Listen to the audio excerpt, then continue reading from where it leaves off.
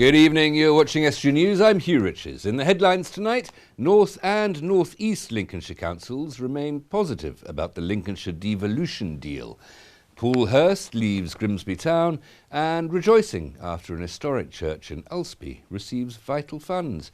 And joining me on the sofa tonight is Roy Woodcock telling me about a tourism conference in Hull.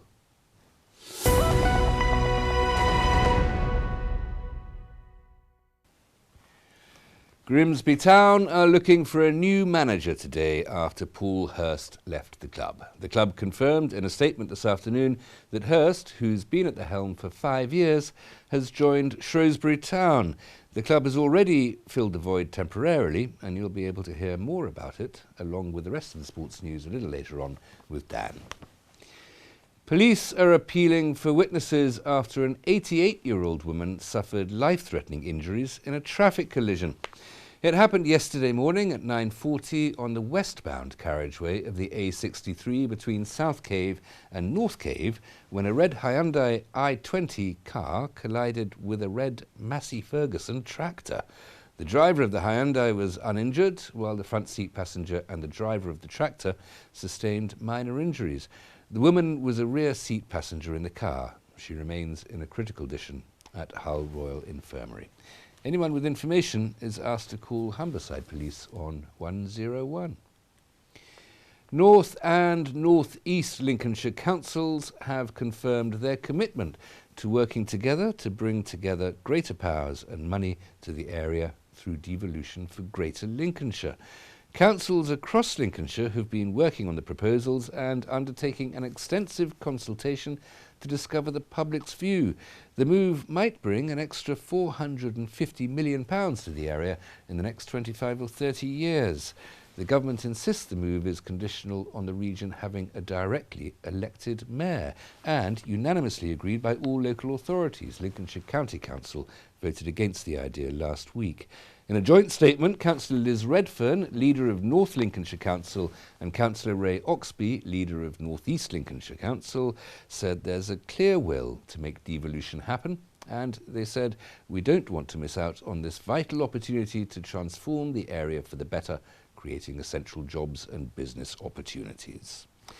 Tonight's Hot Topic touches on that. You'll see me talking to Councillor Philip Jackson of North East Lincolnshire Conservative Group about the devolution deal, amongst other things. Here's a preview. It enables us to have more freedom in the things we want to do, be able to determine our future. It brings additional funding in, control over areas like education and highways, potentially housing. It also raises the profile of Lincolnshire, not only nationally but also round the table with government, which I think is very important. So, you know, I think although it's not a perfect deal by any means, as far as North East Lincolnshire is concerned, and the other authorities are in the Lincolnshire area, it's the only game in town at the moment. And if we want to take advantage of the benefits that the government is offering authorities who want to become involved in devolved deals, you know, it's the only route to take. And you can see that episode in full at 8 o'clock this evening here on Estuary TV. And next week's Hot Topic will be with Nicky Morgan, who was, until Theresa May's reshuffle earlier this summer, Secretary of State of Education. Today marks the start of Safeguarding Awareness Week, and East Riding residents are being urged to look out for signs of child abuse and speak out. A third of people who have suspicions do nothing about it, and the council is raising awareness of self-harm, child sexual exploitation and domestic abuse. David Radford, the service manager at the Safeguarding Unit at East Riding Council, said friends, relatives, neighbours and people at the school gate are in a really good position to see little signs that maybe not everything is right. Work on the second phase of carriageway improvement works started on Queensgate in Bridlington today. As part of East Yorkshire Council's highway maintenance works, the £500,000 resurfacing scheme is to take place from St Aidan's Road up to and including the junction with 40-foot. The works will include deeply excavating the existing carriageway and reconstructing back to the existing road level. It'll all take about 20 weeks, and roads along Queensgate will be closed. The spokesman for the council said these will be significant works to complete the improvement of this busy road in Bridlington. Jubilant villagers have heralded a new era for their church after receiving a cash boost from the Heritage Lottery Fund. The £250,000 grant will enable repairs and conservation work to the main body of the 800-year-old St Nicholas's Church in Ulsby. Fred McNamara takes up the story. St Nicholas Church in Ulsby is currently undergoing a period of transformation thanks to a wealthy benefit from the Heritage Lottery Fund, but also an unbeatable community spirit. Once under the threat of closure, the church has been awarded a starting grant of £22,500 to allow architects to investigate what repairs the church exactly is in need of. The work is expected to include fixing the church's wall, both outside and inside. We've got initial support from Heritage Lottery funding, which we're delighted about because the church is in great need of repair. This main part of the building, its roof is in a sad state. We have buckets and bowls all over for the rain. As well as that, it's deteriorating the stonework both inside and out, and we have no heating. So it's not a very dry or warm building for the community to come into. We applied for Heritage Lottery funding because we knew that this was a vital part of our heritage in the village. Everybody loves it. They love to have their weddings, their funerals and their christenings here. And the community are very keen to help save the church. The church was under threat of closure 4 years ago, and the village worked very hard to stop it being closed. We eventually, in September 2012, Lincoln agreed that we could keep it open, but with the understanding that we showed we were determined to raise the minimum, which was £25,000. We had to raise 5% of what the monies was we needed. So we formed a fundraising group called the Friends of St Nicholas, which is an affiliated arm to the Parochial Church Council of Ulsby. And we've been fundraising ever since. We could never have done it without the support of the community. They have been absolutely brilliant. They've done everything from buying raffle tickets, giving us raffle prizes, coming to events, and even donating bric-a-brac or baking cakes for us. And of course, eating cream teas when we did them. So they have really been behind us 100%. We're in great need to turn it into a venue that we need the heating, which obviously this part of the bid will help us with. But we also need to make the lighting better. We need, most importantly, to turn it into a venue for use with toilets, a servery, and also we want it to be have more space for meetings. We are so excited, but we know we couldn't have done it without the Heritage Lottery Fund. We know we couldn't get this far without the community. So what we're doing on the 12th of November is a success, or celebrate our success and thank you to the village. And we're doing a afternoon tea with buffet, and we'll have some of the experts there, and we'll have the architect there telling people face to face what will be happening. And we will give a presentation about the process and what the research, hopefully they can join in and enjoy. So we're going to be inviting everybody who's helped in some way with where we've got to now, and help to make this heritage come alive and enjoyed. Construction work on the church itself won't begin until the spring of 2018, but if these past few years are anything to go by, St Nicholas Church will have more than enough community spirit behind it to make it last long after that date. Fred McNamara, Estuary News. And from one church to another now, it's time for Reflections, this week with the Reverend Ian Robinson of Caister.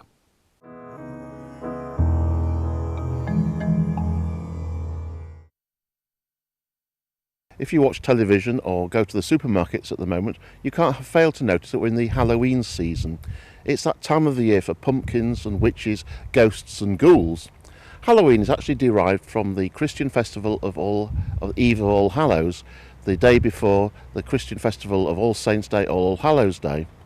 All Saints' Day reminds us of those Premier League Christians, those who have played their part in the history of the Christian church throughout the ages. It's followed quickly on by All Souls Day, the day perhaps when we remember the less known saints, those who have played their own part in our own particular lives. This is a season of remembrance. Later on in the month of November we come to Remembrance Sunday or Armistice Day, when we remember those who have given their lives on the field of conflict in the cause of peace and freedom. It's important to look back and to remember. It's important to look back and remember because it reminds us where we have come from and helps us understand why we are where we are today, who we are today, and what our future is going to be like. It's also good to remember that people have touched our lives and helped to make us into the people we are. And that also leads us on to remember that we touch other people's lives too. And when we touch other people's lives, we help make them into the person they will become. And that's an awesome responsibility, because we hope that people will say to us, they made a big impression on me and helped to make me into the person I am now. Hull's William Wilberforce statue is to be gilded tomorrow. Listed building consent has been granted to enable the works to be carried out. The Queen's Gilders, Hare and Humphreys, will be carrying out the work on the statue outside Hull College. Now, join me after the break. I'll be talking to Roy Woodcock, head of a tourism conference working out in Hull, and Dan will have all the sports news for you then.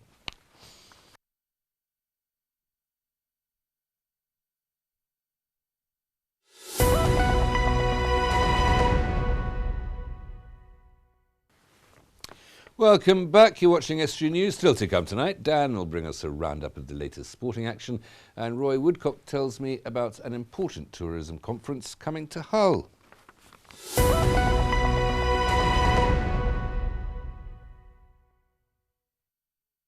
Lincolnshire Council's waste team will be in Grimsby this week to promote recycling across North East Lincolnshire. Advisors will be on hand to offer hints and tips on all aspects of recycling, including help on what should go into each recycling bin, composting, and how to waste less and save money. Around 44,900 tonnes of waste per year is thrown into general household bins in North East Lincolnshire, even though around 80% of it could be recycled or composted. The exhibition trailer will be at the Grimsby Community Recycling Centre at the Pyewipe Industrial Estate on Thursday from 9 a.m. to 11 a.m. and on Friday from 11 a.m. to 3 p.m. Europe's largest beach fishing competition is back in East Yorkshire for 2017.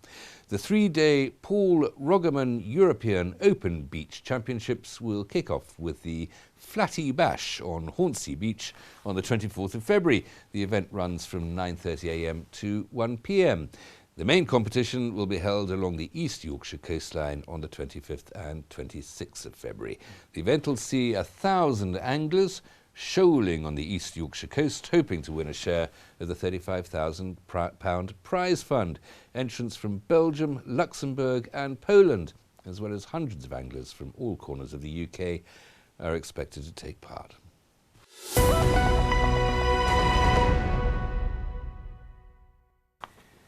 Now, with me in the studio is Roy Woodcock to tell me about a tourism conference to be held in November in East Yorkshire, which is expected to attract more than 400 delegates. Roy, thank you very much for coming in. Well, thanks, Hugh. It's really great to be back and to see you. It's always good to see you back here. First of all, where and when is the conference taking place? Well, it's on Thursday, November the 3rd, Hugh, and it's at the McCure Grange Park Hotel in Willoughby. In Willoughby, so not Hull at all, I'm sorry. Well, no, I mean just on the outskirts Edge of Hull. Edge Okay. of Hull, yes. And who will be speaking there? Who will be talking? Well, it's an annual conference, but this year it's going to be bigger and better than ever, with lots of stuff for people to hear about ahead of City of Culture, of course, in 2017. And there are 3 keynote speakers. We've got Martin Green, of course, from the City of Culture team, who'll Chief be able Executive to of it, Chief yep. Executive, yeah, will be able to tell us all about the year's events. The first 3 months' programme's already been unveiled, of course. And we've got Simon Calder, who's the BBC travel show presenter, writes for a number of publications, including The Independent, who will be able to give us his take on the importance of tourism to Hull and East Yorkshire. And lastly, we've got Professor John Lennon from Glasgow University, who Doesn't play the guitar, but he's got lots of interesting stuff to tell us. 10 years ago, he was the man who completed a study that led to the setting up of Visit Hull and East Yorkshire. He's been back to revisit the area and to look again at the local economy and the impact of tourism on that local economy. And it's a great success story that he's got to tell. And who would you expect to be coming along? What sort of person do you hope to attend? Well, it's aimed at individuals and businesses, both large and small, who work in the tourism economy. So that's who it's aimed at, and it's a free event. It's held throughout the morning from 9:30 in the morning through to lunch. There's even a free lunch thrown in for good measure. That's true hospitality. And yeah, people can just go online and register to attend the event. The capacity is 400. It's looking like we'll have a full house already.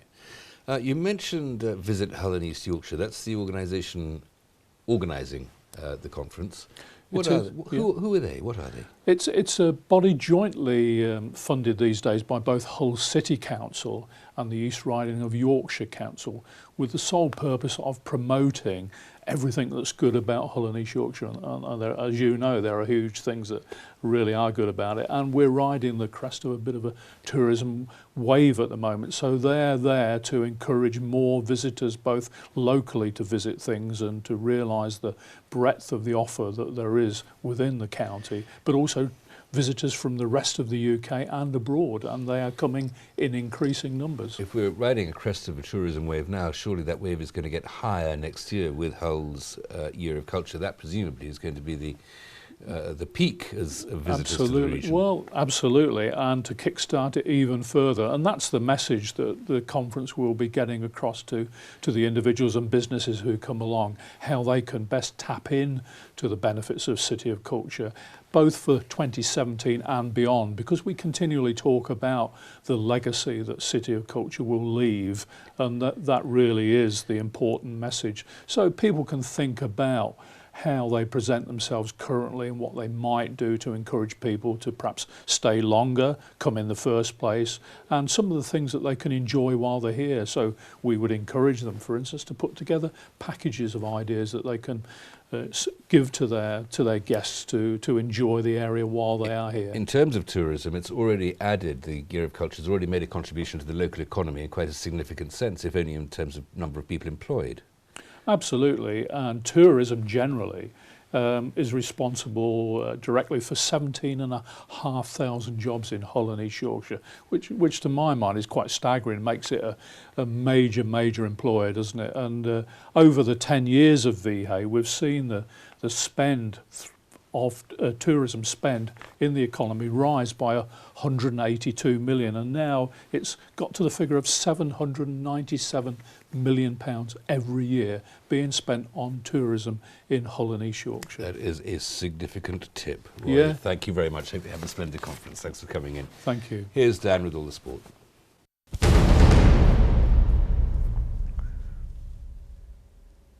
Grimsby Town have confirmed today that manager Paul Hurst has left the club.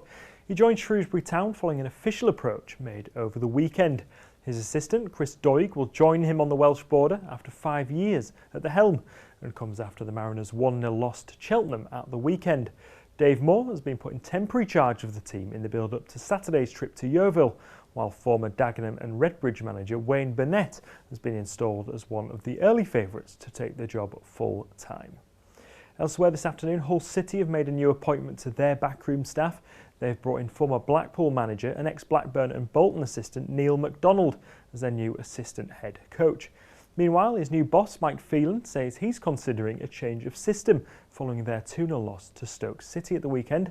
Jadon Shaqiri scored both goals as the Tiger dropped into the bottom three, but Phelan says he saw positive signs when he changed from a 4-4-2 to a 3-5-2. We weren't proactive in passing the ball well, movement off the ball, and we came unstuck to an extremely exceptional first goal, you know, from a quality player who's capable of doing these things. Second half went down too early, really, with the second goal. We had opportunities to clear, to deal with the incident, and we didn't. Gave a free kick away, and again, you know, the logical thing happens. Quality player scores from those distances. After that, we changed it a little bit. We went to 3 at the back and 2 up top, and it seemed to refresh us a little bit. I don't know why that is, but they seem to take a bit of heart from that, so we'll have to look at that in the future. The Tigers have now conceded 19 goals in just 5 league games. Next up, they're at Bristol City in the EFL Cup tomorrow evening. Scunthorpe United have extended their lead at the top of League One. They beat Chesterfield 3-0, in part thanks to the country's leading scorer Josh Morris. Kevin Von Veen and Sam Manton also scored in the game, which puts the Iron now 5 points clear. Elsewhere, North Ferriby United lost 1-0 at Boreham Wood in the National League. On to rugby, and the Super League and Championship fixtures for next season have been announced. The 2016 Challenge Cup winners Hull FC will open up at Wakefield Wildcats on the 12th of February, while they welcome the Catalans Dragons for the first home game at the KCOM Stadium.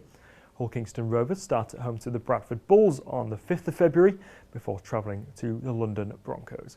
And finally, Rugby Union now, and in a Battle of the Roses, Hull Ionians lost 38-17 to Fylde, while Hull IUFC won 26-18 against Lymm. Scunthorpe won 18-14 at Harrogate, while Hullensians registered a stunning 76-12 win over Ribblesdale. Ryan Barron ran over the 2 tries, including this one, to open the scoring, before Guy Martinson ran over the second of Hullensians' 12. Rob Harding's try was one of the highlights of the game after an interception deep in their own territory, meaning they now sit 5th in Yorkshire 1.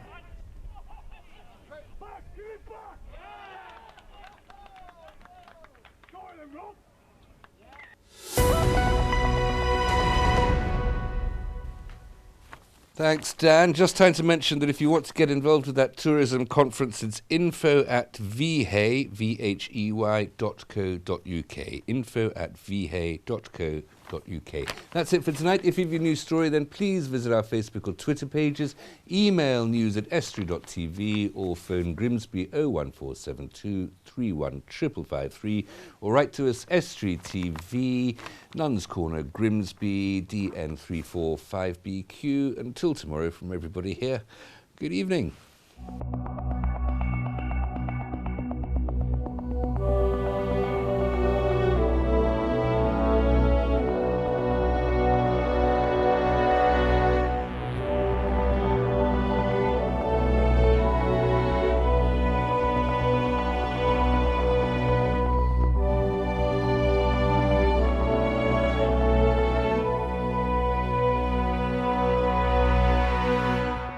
With university courses on your doorstep, there's lots of reasons to study at the University Centre Grimsby. Sponsored by the University Centre Grimsby.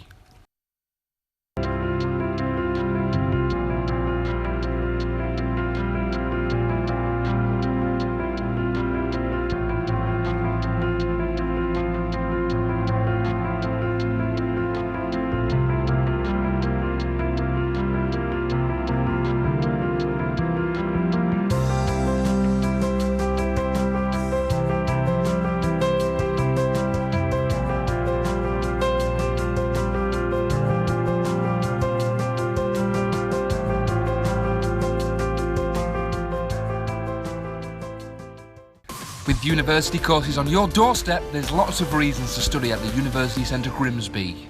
Sponsored by the University Centre Grimsby.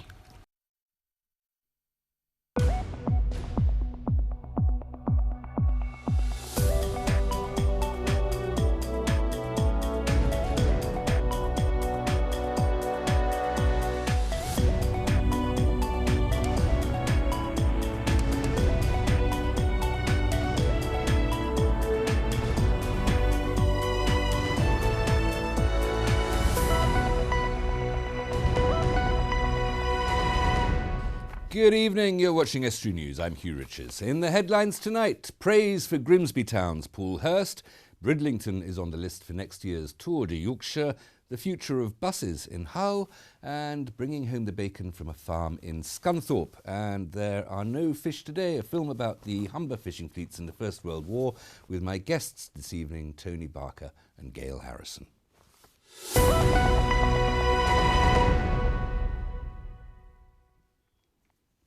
Grimsby Town's caretaker manager, Dave Moore, says he thinks outgoing manager Paul Hurst deserves huge credit for his work at the club over the last 5 years. Hurst officially left the club for Shrewsbury Town yesterday after 5 years at Blundell Park, during which he took them back into the Football League. I spoke to Paul on the Sunday night, and he said to me, thanks so much for the last 5 years, and I said exactly the same. We've had some great times. We've obviously had some heartbreaks, a couple of semi-final disappointments, but finally got there, back into the Football League, so of course Paul deserves great credit for that. And you'll be able to hear more of that story and the rest of the day's sport a little later with Luke. East Riding Council has announced that Bridlington will be a host town for the 2017 Tour de Yorkshire. The town hosted the start of last year's inaugural race when more than 25,000 people gathered outside the Spa to cheer on some of the cycling world's biggest names. The council has guaranteed its involvement in the event for the next 3 years after signing a deal with Welcome to Yorkshire. Details of the full race route are expected in December. Councillor Stephen Parnaby, leader of the council, said the return of the Tour de Yorkshire is exciting news for the East Riding. Detectives are appealing for witnesses after a robbery in Grimsby. The incident happened at the cash point outside Asda on Corporation Road in the early hours of yesterday morning. A 42-year-old man was withdrawing money when he was approached from behind by a man who demanded the cash. The victim refused and defended himself before 2 more men approached and assaulted him, and then they took the cash. The victim suffered facial injuries and was taken to hospital for treatment. North East Lincolnshire Council Cabinet will tomorrow discuss the removal of the roundabouts at Tollbar and Nuns Corner in Grimsby and their replacement with traffic-controlled signals. Councillor Philip Jackson will be at the meeting. He says the roundabout at Nuns Corner works well and should remain. Well, certainly here at Nuns Corner, there's no evidence that the existing roundabout doesn't work properly, so, why do we want to be taking it out and putting in traffic lights? And again at Tollbar, although there are severe traffic problems there in the morning peak and the evening peak hours, the rest of the time it works quite satisfactorily as a roundabout. So we think we should just be having part-time traffic signals at Tollbar roundabout with the pedestrian phase in to enable the children at Tollbar School to cross safely. But then out of the peak hours, the traffic lights can be turned off and traffic can flow much more freely. I don't think there's any evidence around North East Lincolnshire that putting traffic lights in actually helps traffic flow. If anything, it's adding to the congestion in the town. We've already got too many sets of traffic lights. Well, another problem is that at Cabinet tomorrow, the Cabinet we think is going to be asking for delegated powers for just 2 members of the Cabinet to make the ultimate decision about what happens at these junctions. That is totally unacceptable when we're supposed to be an open and transparent authority. And what we should be doing is bringing the proposals for these junctions into scrutiny so we can give it full consideration and enable maximum public consultation as well. Hull City Council will be holding an event to inform bus passengers about changes to the network. The changes start on Monday. Some of the changes include the termination of the Service 9 Kestrel Avenue route and the 1D 1E Sibelius Road route, which will no longer run as a cross-city service between Sibelius Road and Mizzen Road. Councillor Martin Mancy said that the council has worked closely with bus companies on identifying ways to improve the bus routes across the city to deliver an efficient and customer-focused service. The event will take place on Thursday at Paragon Interchange between 10 in the morning and 4 in the afternoon. 2 of the biggest names in the wrestling world, are about to tussle it out in the ring. Mickie James, one of the greatest women's wrestlers in history, and Nick Magnum Aldis, who was the first Brit to win the TNA World Championship, will both be in Grimsby this week. We caught up with them just recently. I think they should come because it's going to be an amazing show, and it's a great show for the whole family. So, it's half term, so if you're looking for something to do and to bring the kids to, and to make a night that they'll never forget, it's definitely one that they should definitely consider. One of the things that we pride ourselves on is that often we have people come to our events who have come because maybe their kids were fans or because a friend of theirs was a fan, and by the end of the show they've gone, you know what, I'm not a wrestling fan, But this show was so great. It was so fun. It was so interactive. It was so entertaining. It was fast moving, and it's just fun. And we pride ourselves on that. So anyone who's just looking for a good night out on a Friday night, this is the best place to be in Grimsby for sure. There are just a few days left for people in Hull to decide where new council ward boundaries should be drawn across the city. The Local Government Boundary Commission of England is carrying out an electoral review of Hull, which means redrawing the city's council ward boundaries. The Commission will consider all views submitted during the consultation, with draft recommendations for Hull City Council in January. In August, the Commission agreed that the council should have 57 councillors, 2 fewer than the current arrangements. It's hoped the new wards will reflect the interests and identities of local communities. A farm in North Lincolnshire has reaped its reward. The Pink Pig Farm in Scunthorpe was recently crowned one of the winning farms in the Rural Business Awards. It has a shop, a restaurant and petting fields, but plans are afoot, or a trotter, to expand the farm into a star attraction for Scunthorpe in light of the award. Fred McNamara has more. Tucked away on the outskirts of Scunthorpe lies the Pink Pig Farm, a haven for locally produced food, free-range animals and fun for all the family. The farm has recently been crowned the winner in the Outstanding Rural Diversification Project at the Rural Business Awards, the UK's only dedicated national business awards that serve the rural community. The farm has gone from being nothing more than a little stall at the end of the farm's driveway to a multi-purpose establishment, including a farm shop, restaurant, toy shop, outdoor and indoor play areas and petting fields, home to a diverse array of furry friends. We put ourselves in for the award because we feel like we have just grown as a business massively. We started off as a little farm shop and now we're sort of where we are today, which has got a children attraction and all these sorts of things. So we feel really proud of where we've got to. So Sally, the director, put us in for this award, and fantastic news that we won it. It's amazing. Pink Pig Farm, it's owned by Sally and Andrew Jackson, who are farmers through and through. Andrew's been on the family farm since his family's been there since the 1930s. It started as an organic farm, and Sally didn't like the fact that supermarkets didn't like to accept unappealing vegetables, so she set up a little trestle table at the end of the drive, quite adamant that she would sell this to the general public. And from there she built the restaurant in an old cow shed, built the farm shop, and then 2 years ago we added the play barn, which was to make us an all-weather venue. And then from there we've just built a toy shop, and we've extended with a new car park and more outdoor play next year. So we've gone from selling fruit and veg from a little table to sort of welcoming 80,000 people a year. It's amazing. We like to think that we offer, you can come and do your local groceries here, keep your children occupied and enjoy a cake or two, which, what more can you want really?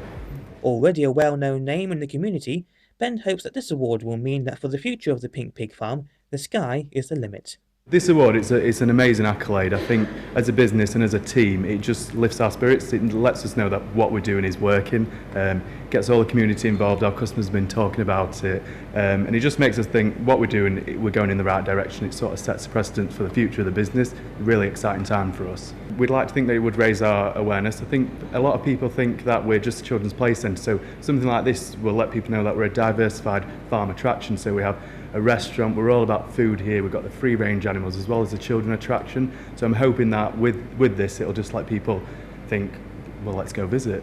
The best thing about getting this award is obviously the recognition, the exposure they get from it, and we can be a little bit big-headed that we are the best in the country.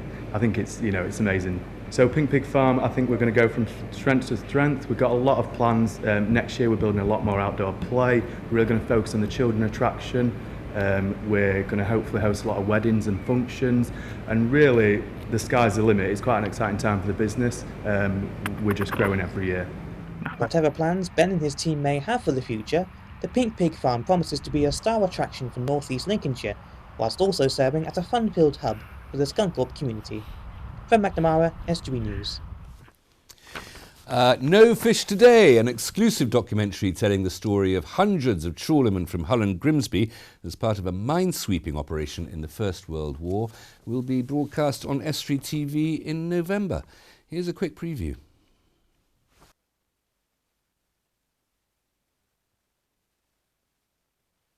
At the start of the early 1914, I was preparing some work for for St James Church in Louth to do an exhibition to do with the war, and I went all over the place to try and find a memorial and couldn't find one, and I was furious, I must admit.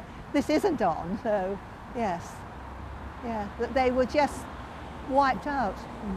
But then the families couldn't have afforded probably to have done much about it. They weren't such a big group as the armed forces to be nationally recognised that way, and they were scattered all around the country. And after the break, I'll be talking to two of the volunteer researchers involved in that project, Tony Barker and Gail Harrison.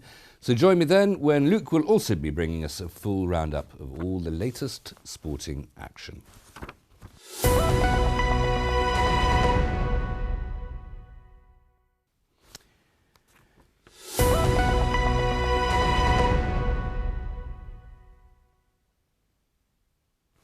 Welcome back. You're watching Estuary News. Still to come tonight, Luke brings us a roundup of all the latest sports, and my guests Tony Barker and Gail Harrison talk about a new documentary coming to Estuary TV.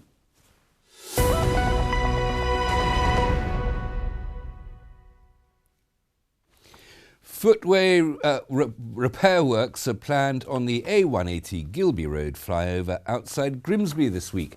The works will start on Thursday between 9:30 in the morning and 3:30 in the afternoon for 2 days on both sides of the flyover. A temporary lane closure will be in operation to allow the works to be carried out. The A180 will remain open at all times during the works. Residents across the East Riding are being urged to help shape the spending priorities of East Yorkshire Council. The council must consider how it can deliver services and reduce costs. An online survey will help to guide priorities for funding services. The council has already made savings of £140 million in the last 7 years, but a further £61 million need to be saved over the next 4 years.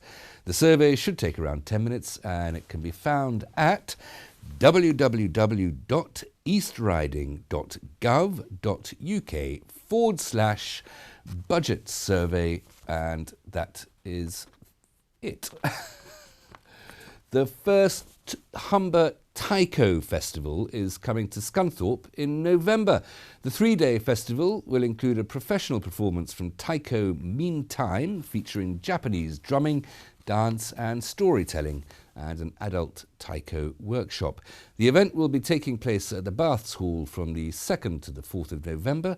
Tickets can be purchased by calling the box office on 0844 854 2776.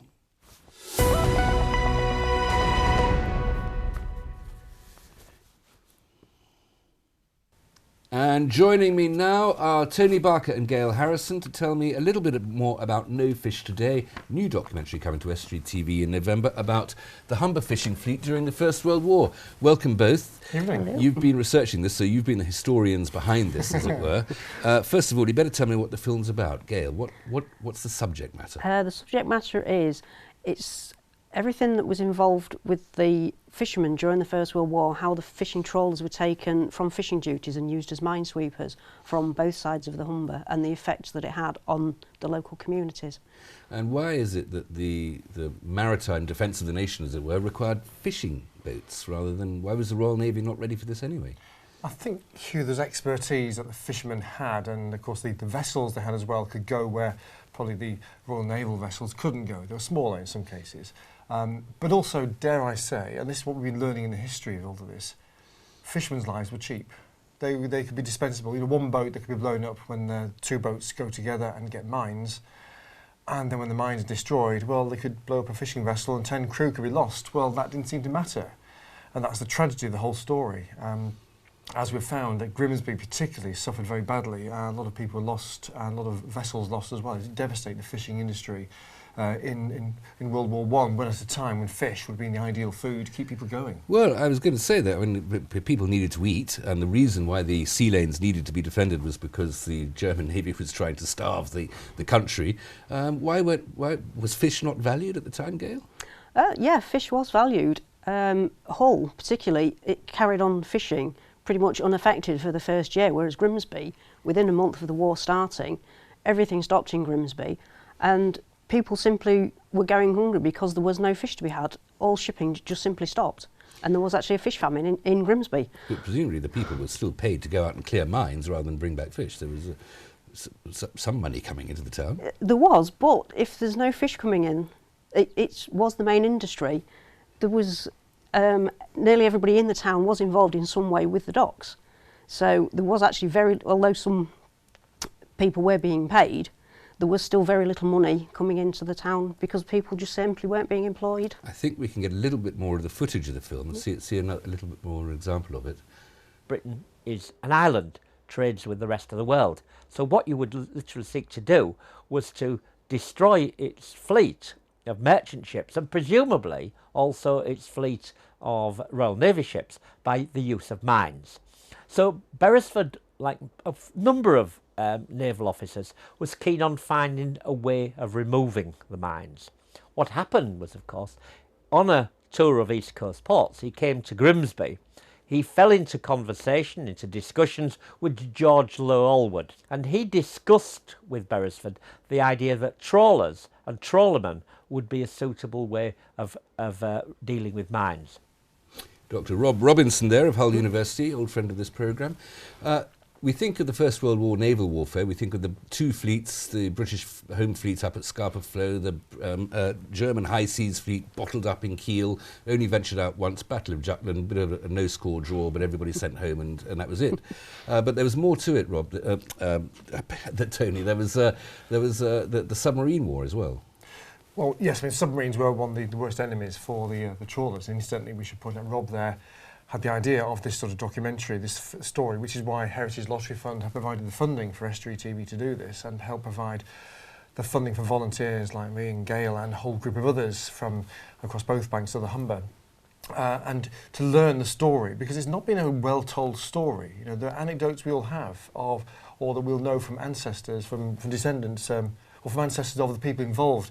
That's what's been fascinating for me personally doing this, because there are two vessels which have come to recent attention as a result of not our research, but our research programme has changed a bit. Those two vessels, the Viola and the Arfon. Okay, the Viola is in South Georgia. Yes, so that's been documented on Estuary News, particularly Rob Robinson there and a team of people from the North Bank of the Humber have been trying to see whether the Viola can be rescued from South Georgia and brought back to Hull. Arfon's lying in Dorset. In Dorset. And now there's a diving company at Swanage, Boat Charters, has been very helpful to us and they provide us with material for our exhibition and the documentary. Now what's happened there is that they managed to get the wreck preserved so that it can be tampered with, anyone salvage anything from it when it was discovered 2 years ago. It was discovered 2 years ago, but the preservation only came in August this year. And the significance there is we've got 3 descendants we've brought together who are going to go out to sea on a trip next year, 100 years since it went down. When are we broadcasting this documentary? 7 o'clock on Sunday the 6th of November. We're having a premiere on the 5th in Hull, a special event. 7 o'clock Sunday the 6th, and then a Memorial Day the following week here on Estuary when we're going to broadcast it again, and available online too. Accompanying exhibitions as well at Grimsby Minster and Holy Trinity Holy Church. Trinity Church, yes. And also in the Central Hall in Grimsby. Yes. Thank you both very much. Looking forward to seeing the film. Thank you. Now, here's Luke with all the sports news.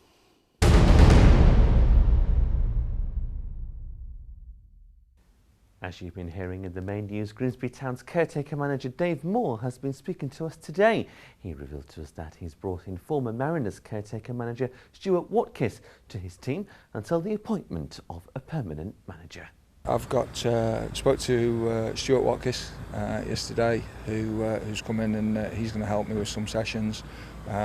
Again, Stuart's got a fantastic CV. He's managed 2 clubs in the Football League. He's coached at Premier League level. He's managed abroad. So we're not bringing in people who aren't tremendously credible. So it's very. Stuart sent me a text yesterday saying if there's anything I can do, and I was delighted to meet him and have a chat, and we're going to work together for the next, just for the foreseeable future. Whether that's days or weeks, then we'll see. Moore also told us that he sees one of the bookmakers' favourites and former Scunthorpe United manager Nigel Adkins as a tremendous and credible candidate. Lincoln City's Danny Cowley is currently the favourite.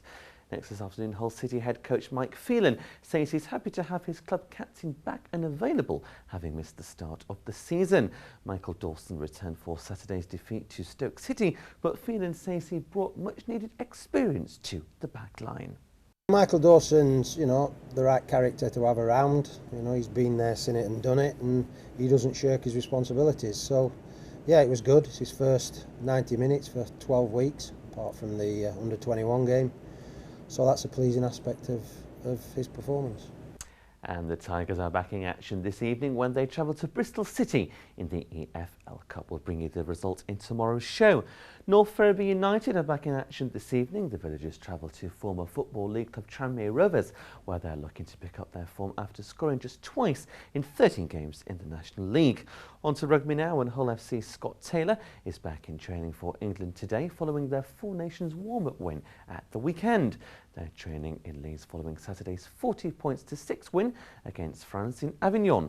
It was new coach Wayne Bennett's first game in charge, and that's all for the sport this Tuesday.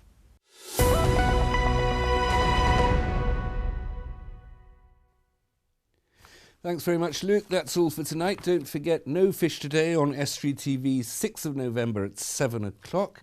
That's all we have time for. If you have a news story, then please contact Facebook, Twitter, or email estuary.tv. Call Grimsby 01472 31553, or write to Estuary TV, Laceby Road, Grimsby, Lincolnshire DN 345BQ. Until tomorrow, from all of us here, good evening.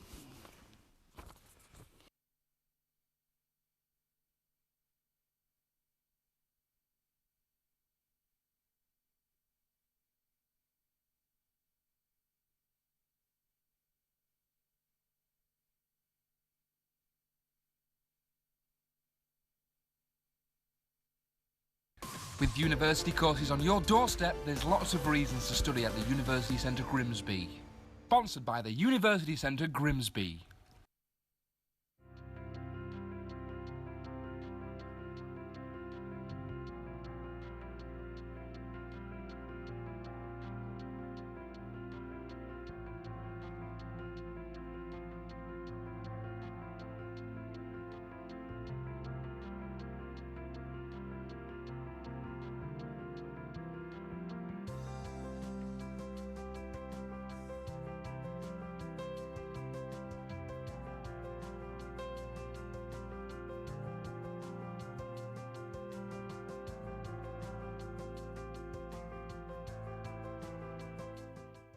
With university courses on your doorstep, there's lots of reasons to study at the University Centre Grimsby. Sponsored by the University Centre Grimsby.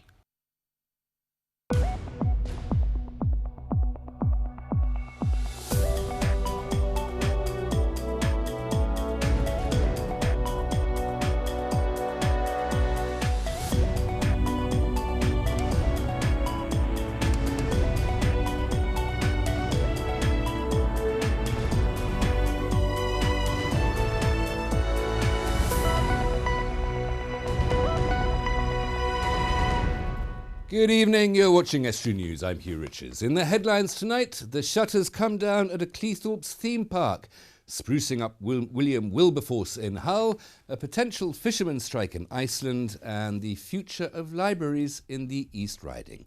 And joining me later in the programme will be performing arts students Leah Hall and Jess Warby, who are on tour. And before that, I'll be talking to Bob Addenbrook and Abdul Qadir Guljar about the plight of refugees.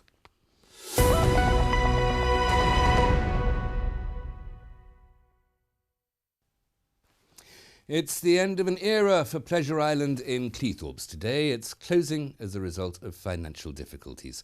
The owner, Melanie Wood, who has run the venue for the past 7 seasons, said the team has striven to keep the business going but has faced too many hurdles, and falling visitor numbers have also had an impact on the attraction's future sustainability.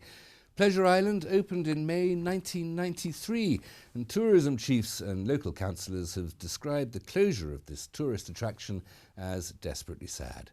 The future of the site is, as yet, unknown. Meanwhile, the beach restaurant on Cleethorpes Promenade has also shut up shop. The award-winning restaurant opened in 2004 but ceased trading last week. Many people in the resort are hopeful it can be reopened quickly to give the town a boost after the demise of Pleasure Island today and the Fitties recently going up for sale. Witnesses are being asked to assist police following a robbery in Hull on Sunday. It happened at 8:50 p.m. when an 18-year-old man was walking alone along Great Thornton Street and was approached by two men who physically threatened him and demanded his wallet and mobile phone, which he handed over. The men left with the phone, but left the wallet, which was empty. The victim was not injured in the incident. Anyone with information is asked to call Humberside Police on 101. One of Hull's most recognisable landmarks is getting a facelift in time for the city's Year of Culture in 2017. The William Wilberforce statue outside Hull College stands over 100 feet tall, and now the scroll in his hand is being gilded in 23.5 carat gold to bring further attention to one of the city's most famous sons. The work's being carried out by the firm Hare and Humphrey, who hold the royal warrant as the Queen's Gilders. They've been responsible for working on some of the nation's most famous landmarks. These include the monument to the Great Fire of London, with its great gold globe on top, and the Natural History Museum. Benedict Ryan is the company's conservation manager. It's quite a common thing to actually gild the most important part of a statue. So in this case it's the scroll, in the case of someone like maybe Poseidon it's his trident, and what we're actually doing is we're applying a 23.5 carat gold leaf to the actual scroll. So yeah, quite a high one. Gifty Burrows is the chair of the William Wilberforce Monuments Fund, who have raised £5,000 to do the work. She says the scroll itself represents the act of abolition, which Wilberforce was such a key part in, but believes more could be done to make sure his story lives on in the city. It's important that people remember that story, and I think sometimes it gets lost in the history. People will argue that there's some input in schools. We don't think there is enough input, and it is still something that goes on today. So it makes it so much more important that that's kept into people's consciousness. This part has cost just under £5,000, which is it's money, but it's reasonable. And as I say, the impact and the fact that it makes people think and look will bring the Wilberforce story more into people's minds, and that's worth more than the £5,000 it costs. The statue has been in situ outside the college since the 1930s, having been moved from the top of Whitefrigate, where it had previously stood since it was built in 1834. It's hoped the work done over the last few days will be preserved for another 100 years. So what we've done, we've applied a fungicide wash, coated up the stone in a sort of weather-resistant type of paint, and then applied a gold size, which is a sort of like an adhesive. And when that goes off, which is a very precise sort of art, you have to know exactly what stage it's going to be at to apply the gold. And then we've applied the gold leaf, and the finished version is what you see up there now. Cabinet members at East Riding Council have recommended keeping libraries everywhere across the county, but reducing the opening times. The decision comes as the council tries to save £1.2 million from the combined library and customer service budgets. The plans also include a reduced level of service for a mobile library service across the region. Darren Stevens, Head of Culture and Information, said the library service and multi-service centres must play their part in the council's savings process. Seafood industry experts could soon be on their way to Iceland to gauge the impact of a fishermen's strike on Grimsby. The North Atlantic nation is the primary supplier of the town's market, but the strike next month could have a hard-hitting short-term impact on the local seafood processing economy. Mike Wood is the chairman of the Fish Merchants Association. The big issue that we've got as the FMA, we have quite a lot of members, and those members rely on Icelandic fish, which comes through, obviously, we've got the containers every day, we get 4-day supply a week from Iceland. Fundamentally, we rely on haddock, cod and plaice. The strike will be catastrophic, not only for the fish merchants, but also for the fish market itself. Well, we're waiting, it's sketchy, but we believe at the present moment it's all to do with the fishermen. They've got a very, very strong union, And in Iceland, I believe, if we're informed correctly, that the fishermen get a certain price for the fish. And obviously they're looking for more money all the time. Everybody is. It's the nature of the beast, unfortunately. But you'd love to say that it might be, could be resolved. But the information coming through is that there's more of a chance that there would be a strike than there isn't going to be a strike. On a regular basis, the FMA and Seafox, and I'm sure the people that are bringing the fishing from Iceland, which is Atlantic Fresh, Jens Boge and Associates, they again will be taking great steps to make sure that if there's something can be averted, it does get averted. It's not only the merchants, obviously, that get affected by this, but you've got supplies coming in by air, so that would be stopped.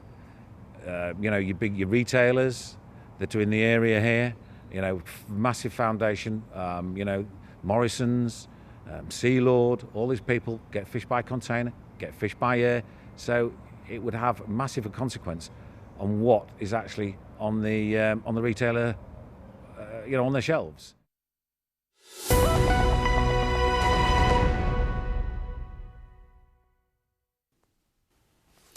A local appeal has been launched to raise valuable supplies for refugees. And to tell me more, I'm joined now by Bob Adambrook of the South Yorkshire Response to Refugees and Abdul Kadir Guljar, Chief Executive of Families Relief. Gentlemen, thank you very, very much for coming in.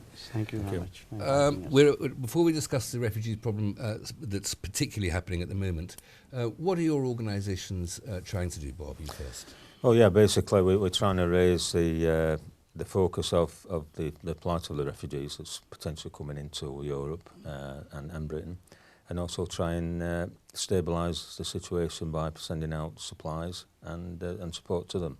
So you're not just providing supplies to people who are arriving in the UK and arriving in this region, but also at the source, where the places people are trying to flee. Yeah, that's correct. Yeah, I mean, we've got contacts in other parts of the country that are sending supplies to the Lebanon, and Greece and Syria and Jordan. And Abdul, your Families Relief is a similar work, I guess. Yes, we are working in collaboration. I mean, the task is huge. I mean, Families Relief is a small charity, been helping the poor needy for 22 years. And now the plight of the refugees. I have been there in Greece, in Calais, in Syria. I have witnessed. They are living in fear. They feel they are unwanted. And our work is giving them hope that you're not on your own. There's people out there care for you.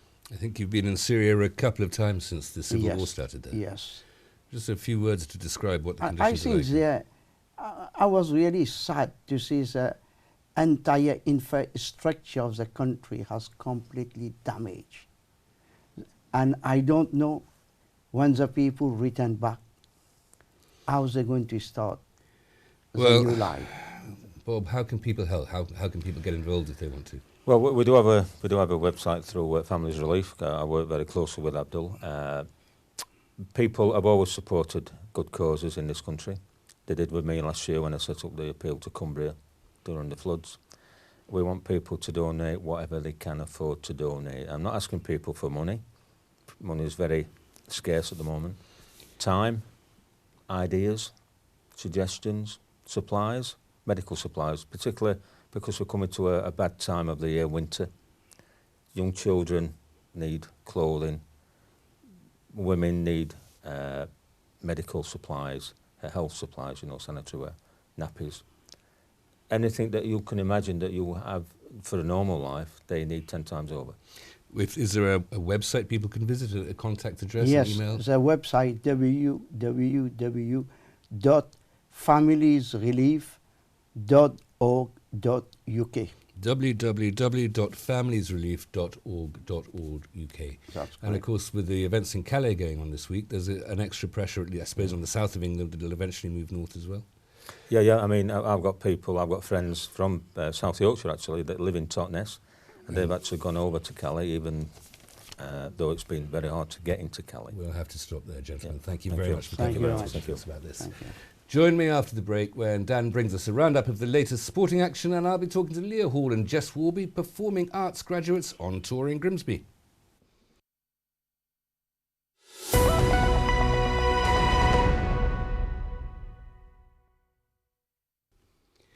Welcome back, you're watching Estuary News. Still to come tonight, Dan brings us a roundup of all the latest sporting action, and I'm joined by performing arts graduates Leah Hall and Jess Warby, who are here on tour.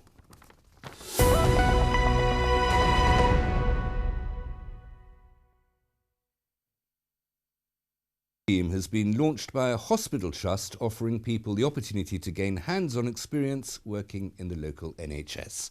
The scheme, which is run by Northern Lincolnshire and Goole NHS Foundation Trust, launches on Monday, and it provides people with a chance to learn as they earn for a 13-month period. It's designed for people with little or no experience of working in the NHS. There'll be 6- and 9-month work-based learning and professional reviews, which will be linked to a pay progression structure. Apprenticeships are to be offered in non-clinical positions across all of the Trust's hospitals and community services, such as administration, finance, facilities and hospitality. A new style of artist networking is coming to Scunthorpe. Scratch That Scunthorpe aims to connect local artists and creative types, build networks locally and give people a platform to share their work. Artists performing at the event include Julia Pollock to discuss the Folk Round Here project with Brig Live Arts and Dave Power to introduce the Vestiges project. The free event will be held at the 2021 Visual Arts Centre from 6:30 p.m. to 8:30 p.m. tomorrow.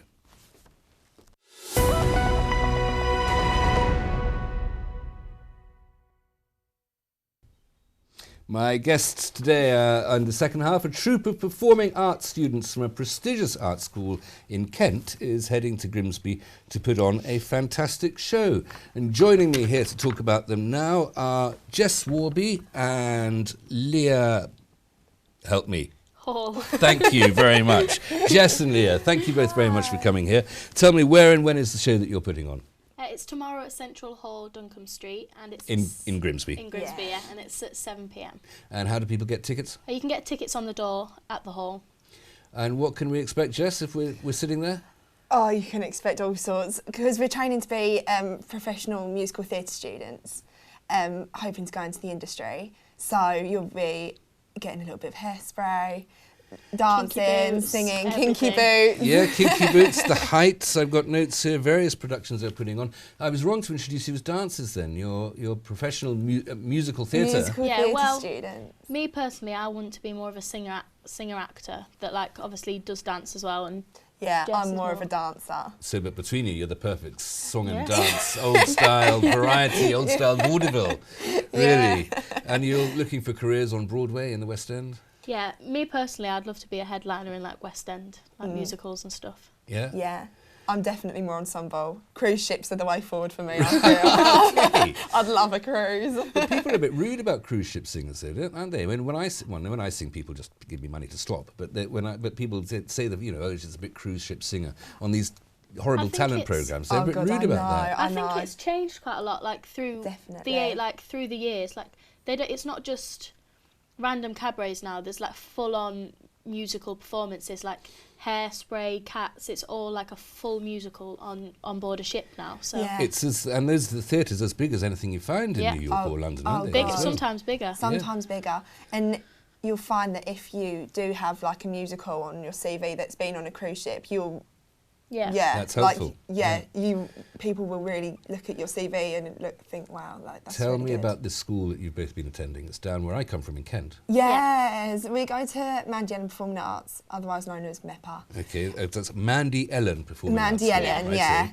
And we're there for 3 years, so we do the 3-year musical theatre course. So we're in our final year. We graduate in July, don't we? Have you enjoyed it? Yeah, Loved it's been it. really good. It's been so good. We've had our ups and downs, obviously, because it's full-time training, 12-hour days every day. It's very intense. till 8 o'clock at night. Fitness at 8:30 in the morning. Right. It's not. I wouldn't say nightmare. it's an education. It's a lifestyle choice. Definitely, you have to eat right, sleep right, Now, this tour you're doing, you're coming to Grimsby, you're coming to Central Hall. Grimsby's not so far from home for you, though. No, I'm from actually Laceby, the village just outside. So you're a local girl bringing the bright lights to town. Yeah, she's coming back. Bringing it back, because my mum and dad obviously own Cast Performing Arts, so like... The Cast Performing Arts Group? Yeah, Centre Stage Theatre Company. Okay. So obviously I'm just bringing it back to our home stage, you're really. kind of brought up on the boards with the smell of the grease paint. Yeah, pretty much, and I am bringing my Southerners up with me. You're bringing your Southerners up, brilliant. Your folks, their group, the Cast, they've got a production coming out closer to Christmas, haven't they? Yeah, Cinderella. I think it's on the 15th? It is on the 17th of December at Central Hall. Yeah. Well remembered. Just got to get the learning these lines business sorted out. The reason you're putting on this, you're touring the country with this show now, though, but that's for a specific reason that you're trying to, which is a contribution to your own career prospects. Yeah. So when we graduate in 3rd year, beforehand, we would like to be able to put on our own agent showcase. So it's all really complicated, isn't it? Better tell us what an agent showcase is. Yeah, well, really, like an agent showcase, we personally invite agents. So, like an agent's obviously someone that gets you to auditions and gets you into those auditions and finds you work. Mr. 10%. So obviously, like an agent for us to go out into the industry with an agent already in our back pocket is like the best thing for us, because then obviously they get us into places where we wouldn't be able to get in ourselves. Yeah. So with this, like inviting agents to a showcase where they can see everything that we do, rather than going to an audition with about 50 people in there and then them trying to pick you, it's harder. So you're all going to be performing, this is to raise money to put on a production in London where the agents can come and look at you, as it were. Yeah, so we'd love the Soho Theatre. We'd love it. So that's what you're aiming for, is to book the Soho Theatre. Definitely. Soho or the Union Theatre. So there are 2 options at the minute. And what you do is you go up there, you prepare a showcase. We've started already. We've been doing it since we got back in 3rd year. Yeah. You've got to make sure it's pucker. You've got to sell yourself. You've got to be physically fit. You have to look the part, be it your best physical game. It's intense. Quite straining. Our principal's very much like, you can't eat this, you can't do this, you've got to do this. We've had a chocolate and crisps ban. Oh yeah, no chocolate and crisps at college. With chocolate and crisps, you're out. I love, I haven't heard the word pucker for such a long time. She's a bit of a southerner, isn't she? Yeah, she's a massive really southerner. So very quickly, what are your favourite, the perfect show if you could get into, Leah, what would it be? I'd love to be Elphaba and Wicked. That's the sort of version of the Wizard of Oz, isn't it? Okay, and Jess, what would be your perfect... My favourite is In the Heights. I would love to be ensemble dancer in The Heights, definitely. Okay. I've seen it twice already. It's quite a new one. It's a new one, it's in King's Cross. But it's very quickly, remind people where you're going to be tomorrow night. Central Hall. And tickets on the door. Yeah. Tickets on the door, 7 o'clock. Absolutely brilliant. Well, I'm unlucky to wish you good luck, but break a leg, hope you have a fantastic time. Thank you. Thank you very much. All right. Here's Dan with all the sport.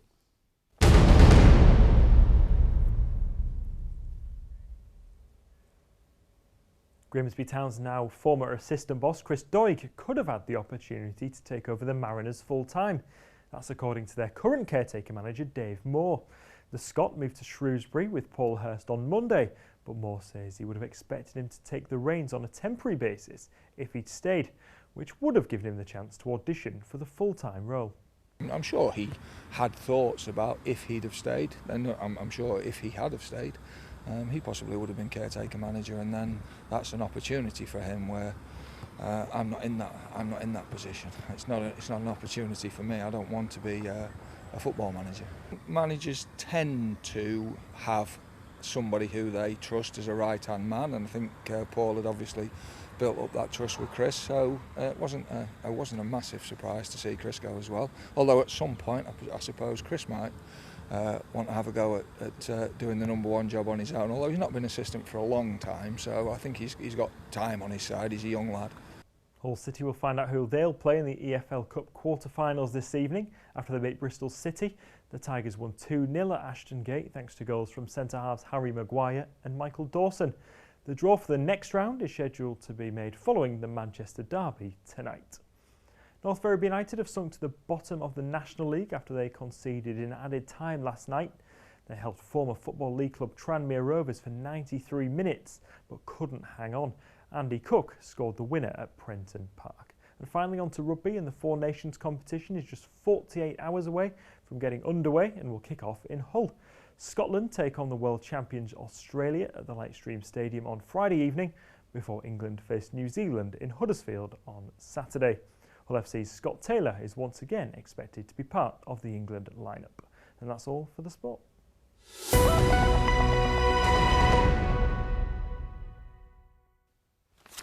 And that's it for tonight. Thanks, Dan. If you have a news story for us, then please contact us on Facebook or Twitter, email news@estuary.tv, or give us a call on Grimsby 01472 31553, or write to us at Estuary TV, Nuns Corner, Laceby Road, Grimsby, North East Lincolnshire, DN 345BQ. That's everything for this evening. Until tomorrow, good evening.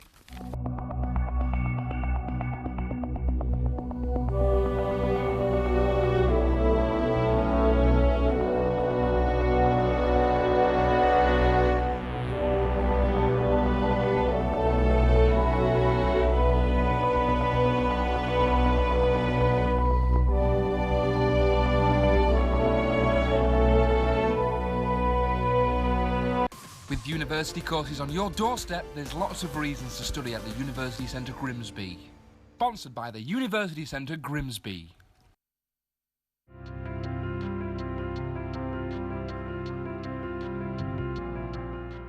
Hello and welcome to Estuary TV's weather. Tonight is generally rather cloudy, although there could be the odd clear spell. Most places remaining dry though, with the odd spot of drizzle across the hills. Minimum temperatures of 8 degrees. Thursday is still rather cloudy with some patchy light rain or drizzle, but some brighter periods as well, more especially in the east. Maximum temperatures of 15 degrees.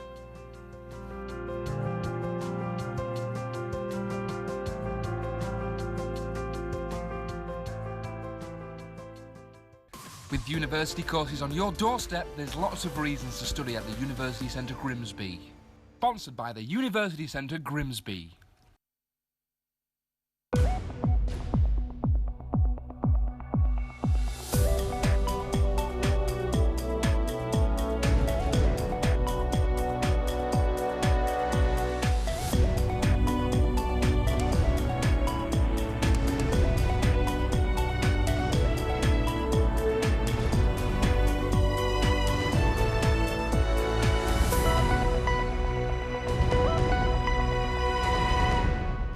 Good evening, you're watching Estuary News. I'm Hugh Riches. In the headlines tonight, a senior figure in the Chamber of Commerce quits one of his key roles. Bright Be Seen, Be Bright Be Seen campaign across the Humber, and a new set of wheels in Cleethorpes. And later in the programme, I'll be talking to Scott McCrate about father and son teaming up for a door-to-door hospital walk.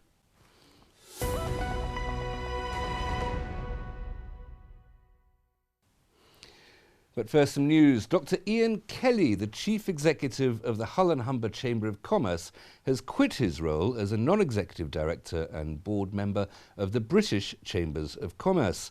This comes at the height of debates over the direction of the British Chambers of Commerce, the BCC, with some members claiming its focus is too London-centric.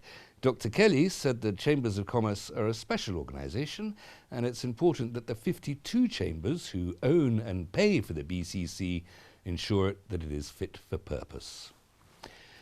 Detectives are appealing for help finding the owners of high-value bicycles that have been stolen across Hull. The bicycles were recovered from an address on Carrington Street, Hull, on the 20th of October, along with heroin and cash. A 30-year-old woman and a 34-year-old man were arrested on suspicion of possession with intent to supply heroin, money laundering and handling stolen property. They've both been released on police bail until December. Images of all the bikes can be found on the Humberside Police website.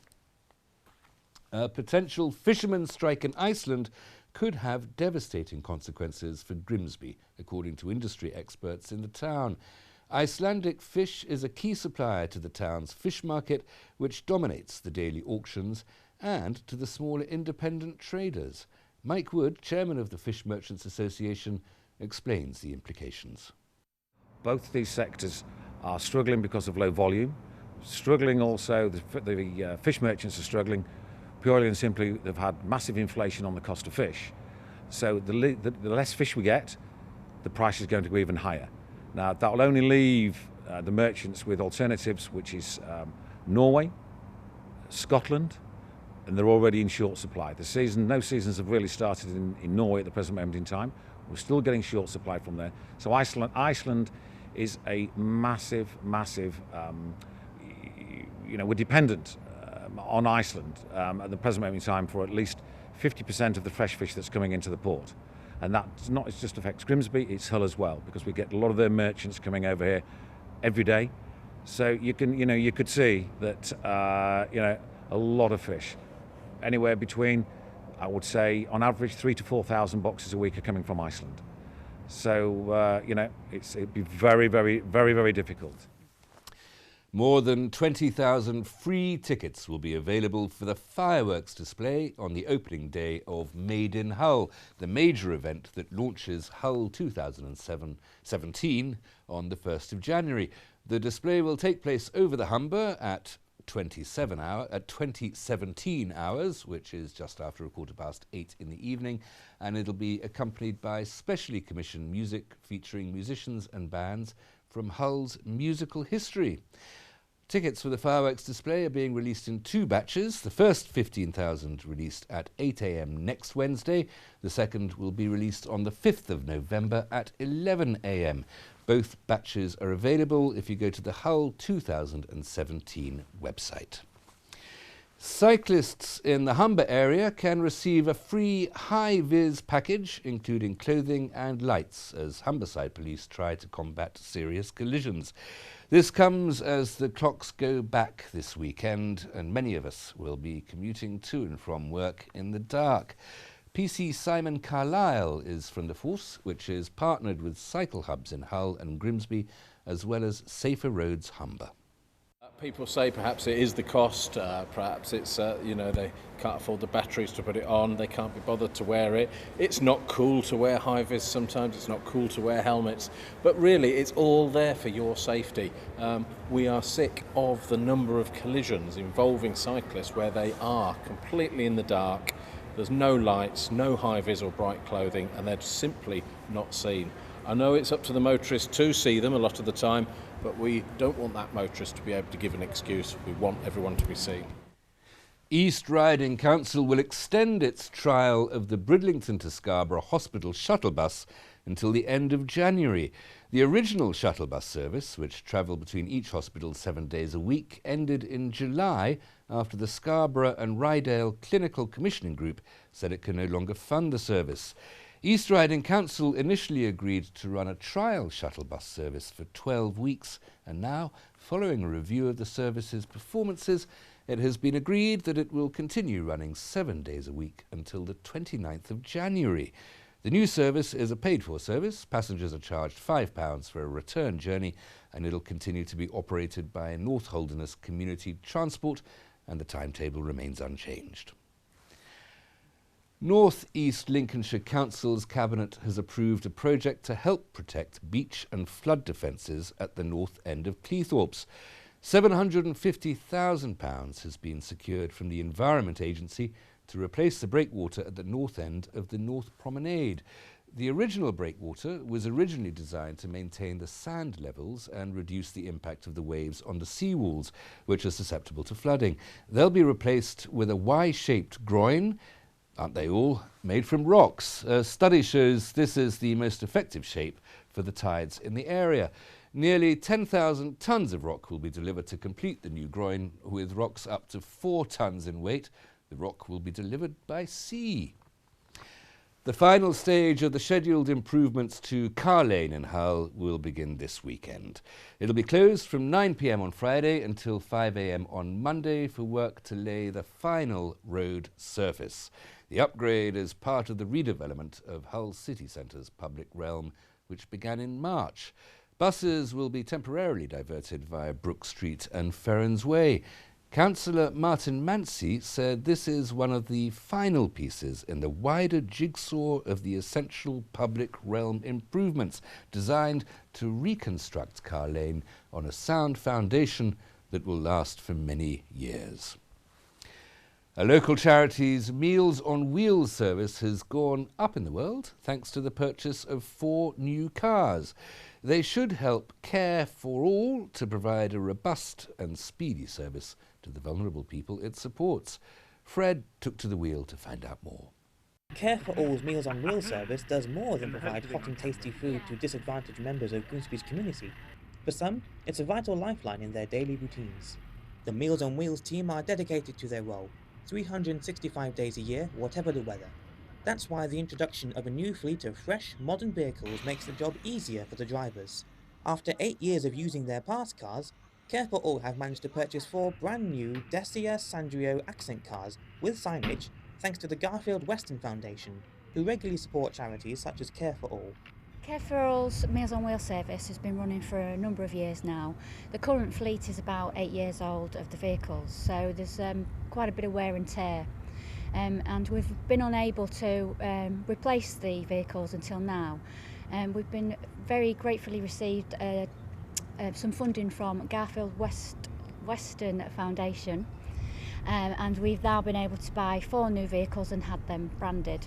So we just want to say a big thank you to those, because it really makes a big difference to the efficiency and the reliability of the service. We are now also able to go further afield, so we are now able to support people in places like Caister and the outer areas. So we just wanted people to know that if they want the service, they just need to give us a call on 322 915 and we'll help them as much as possible.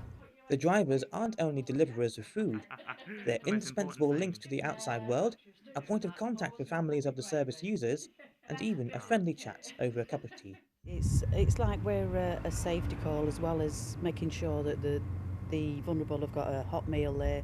They're being fed. We know they're being fed each day. We're like a family member to some of them, really. Some people haven't got the capacity to make their own meals, so we're taking that pressure off them. Going in, giving the service, checking that the person's all right, and if the family are away, they always know that we're in there, and if there was a problem, we would always ring the office to ensure, you know, the family, how, you know, there's a problem. Meals on Wheels, it's an essential service for some of our clients.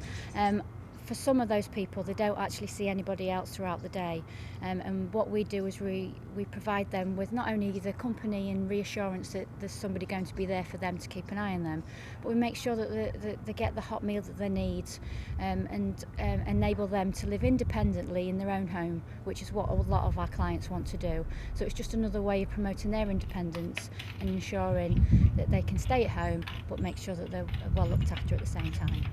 The Meals on Wheels service provide crucially support to vulnerable people, often elderly and living alone.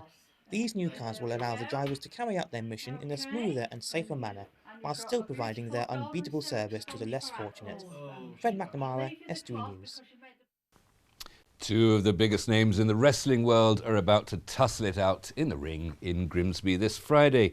Mickie James, one of the greatest women's wrestlers in history, and Nick Magnum Aldis, who infamously became the first Brit to win the TNA World Championship, will be at the auditorium, and we caught up with them just a little while ago. It's fun for the whole family to be able to come out. I mean, it's a family event, and you know, we put on the best show that we absolutely can. Yeah, this is, I think, arguably the best lineup that Grimsby Wrestling event has ever had, because we've got Mickie, myself, you know, a former TNA champion. We've got Carlito, who's a big WWE star, and we've got Bull Dempsey, who was a big NXT star. You know, so between, you know, it's very rare that a show of, you know, with that many stars could, you know, would make it to a place like this.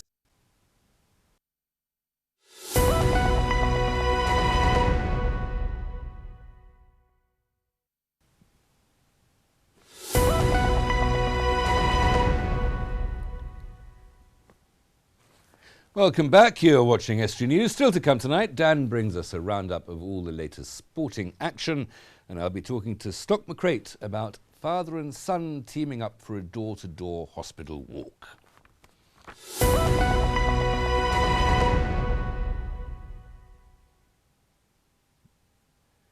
A Public Spaces Protection Order, a PSPO, will be enforced in an area of Hull. Following approval by Hull City Council's Cabinet in March, the PSPO will make it an offence not to hand over an alcoholic drink when asked by an authorised person, such as a police officer. Failure to do so will result in a £100 fine or prosecution and a fine of up to £500 if convicted in a magistrate's court. The PSPO covers the Wyke and Riverside areas, which include the city centre up to Cottingham Road and Bricknell Ward and Princes and Newland Avenue. Councillor Alan Clark said these orders will give the council the powers to address alcohol-related antisocial behaviour. Huge wind turbines are set to travel through north-east Lincolnshire. They'll be carried from Immingham Docks to Bishopthorpe Wind Farm between the 1st of November and the 9th of December on trailers ranging from 16 metres to an impressive 49 metres long. Street furniture such as bollards and curbs will be removed, and temporary traffic management and signs will keep the traffic flowing.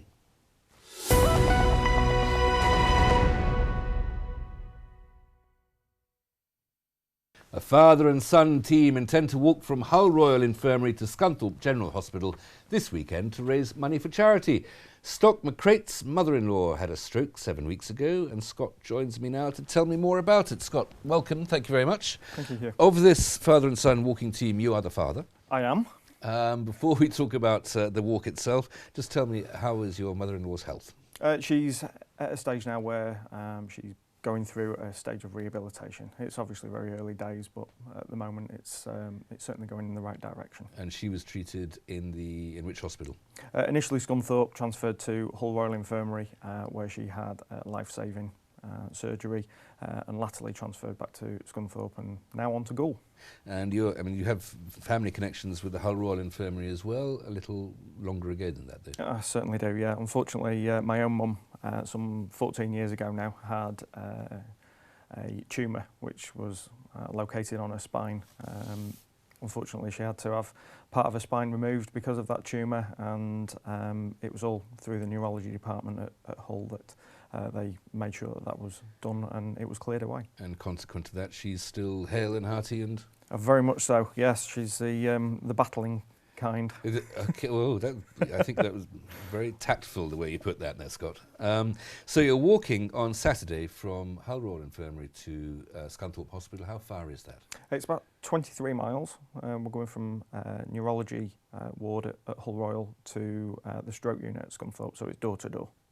And this is raising money for, it's not just the two hospitals generally, for specific parts of those two hospitals. Absolutely, yeah. The important things obviously for us are the two units that have given us the most help and support as a family, and that is the neurology department at Hull Royal and the stroke unit at Scunthorpe. Who's doing the walk? You and your son?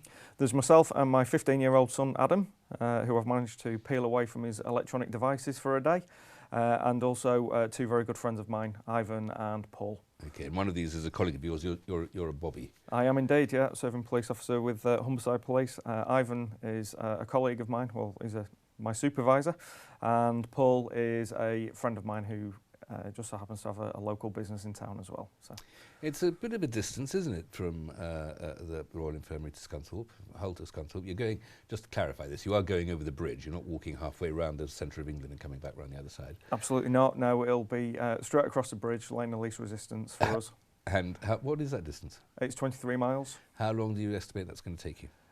From the planning we've done, we're hoping it's going to be 7 hours. We're setting off at 5 in the morning to get to Scunthorpe for 12 in the afternoon so that we can make it down to the football in the afternoon. Well, I was going to say, you're all fit, youngish men. And 7 hours is a bit pessimistic, isn't it? Well, we would like to... 15-year-old's going to cover that time in about 2.5 hours flat. To be fair, he's 6'3", he'll probably cover it in about 3 footsteps. But yeah, the idea is obviously to make sure that we've got plenty of time, certainly along Scunthorpe High Street, to prey on the people that are out and about, to dig deep and offer us as many pennies as they can. And you want to get to there particularly early in the day because you're going to this football match.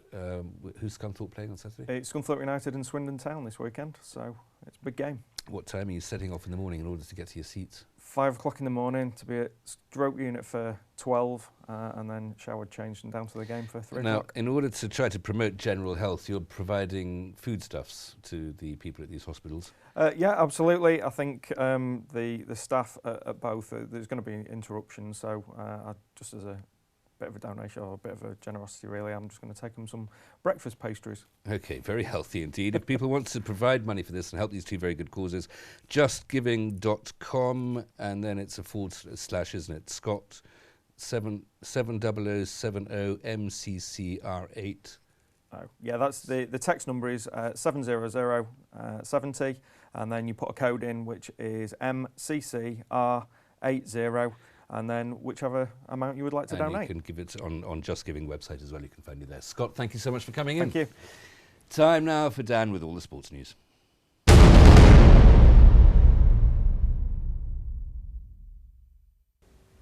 Grimsby Town's caretaker boss Dave Moore says he'll have an almost fully fit squad to pick from for his first game in charge. Ben Davis and Sean McAllister are the only two to be missing for Saturday's trip to Yeovil. The latter saw a specialist yesterday who revealed he'll need a minor surgery. Meanwhile, Moore says he's impressed but not surprised with how well his players have adapted to training following Paul Hurst's departure earlier this week. There's not one single one of them that hasn't even, well, there probably is one or two 18, 19, 20-year-olds. But apart from that, every single one of them has been at a football club where the manager's left for one reason or another, and you know, someone like Craig Disley's seen 25 managers and Danny Collins has seen 20 managers. So, you know, managers do come and go in football, and professional football players. For everybody who's disappointed that Paul's gone, that's the 11 who started last week. The other 11 aren't too worried because they get a fresh chance when the next guy comes in, and that's the same wherever you are. You know, everybody starts afresh when the new manager comes in. Meanwhile, Moore has been having his say on the current bookies' favourite for the full-time post, former Hull City and Grimsby Town player Curtis Woodhouse, whose stint at Blundell Park coincided with his. I don't know what Curtis is doing. I don't know if he's managing, or I don't know. I mean, he's at Brid, is he? Right, yeah. So I don't. I mean, I'm sure he wants to be, and he's going to go. And if he puts the same amount of effort and determination and application into football management as he's done into football playing and boxing, then he'll be all right, won't he? Elsewhere today, Hull City have been drawn to host Newcastle United in the quarter-finals of the EFL Cup. The Tigers will welcome the current Championship leaders who switched places in the Premier League with City last season. It'll also see ex-City player Mo Diame make his first return to the KCOM Stadium since his summer departure. And in the other ties, Liverpool will host Leeds United, Man United will play West Ham, and Arsenal welcome Southampton. Scunthorpe United's Graham Alexander has criticised new Rotherham manager Kenny Jackett after he publicly revealed his intention to recall midfielder Richie Smallwood. The on-loan player has been a key part of the Irons' successful start to the season, but Alexander says he wasn't aware of Jackett's intentions until he went public. I'm not really sure why it's came out this early in the loan period. A bit disappointed in that because, you know, we're obviously focused on the performance of the team. Richie's a big part of that, and he needs to focus on what's important. And for the next 2.5 months at least, it's his performances for Scunthorpe. So a little bit disappointed that it's come up before there's been any contact to us personally. But you know, I think they've expressed an interest in recalling him in January, which can happen. There's a small window in January when we can recall him. So we'll have to wait and see. There's nothing can happen before January. But you know, knowing Richie, even though it's been a short period, he's a top pro. He's been superb for us, and you know, hopefully it won't affect his performance or his commitment to us. On to rugby, and Hull will likely be hosting World Cup Rugby League again in 2021. It comes following this morning's announcement that England will host the tournament in 5 years' time. We hosted the 2013 competition, with next year's taking place in Australia. England beat off competition from a joint bid by the United States and Canada. Meanwhile, Hull FC's Scott Taylor has missed out on selection for England's first Four Nations game this Saturday. He's not been named in Wayne Bennett's 19-man squad for the game against New Zealand in Huddersfield. Both the KCOM Stadium and the Lightstream Stadium hosted games last time around. And that's all for the sport.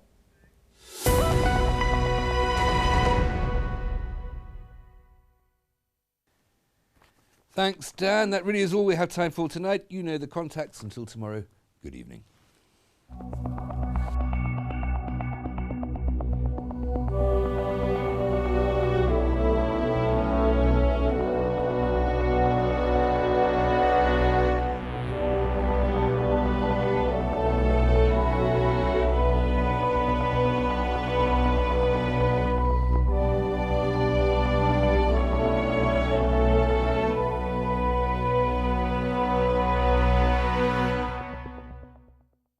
With university courses on your doorstep, there's lots of reasons to study at the University Centre Grimsby. Sponsored by the University Centre Grimsby.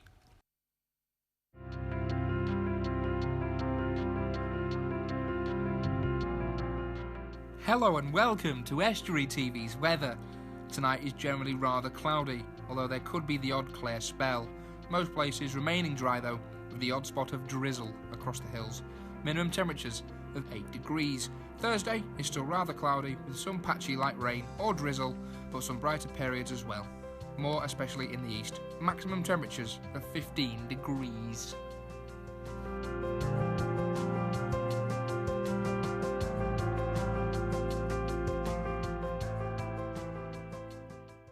With university courses on your doorstep, there's lots of reasons to study at the University Centre Grimsby. Sponsored by the University Centre Grimsby.